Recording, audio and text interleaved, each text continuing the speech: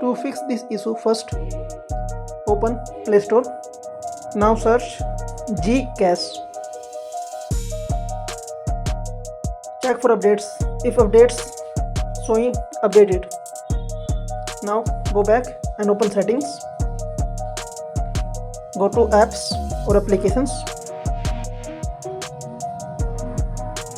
Now search Gcash.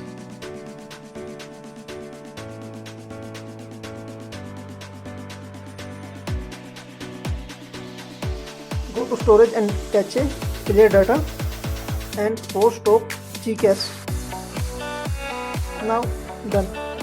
This issue may be resolved. Let me show you.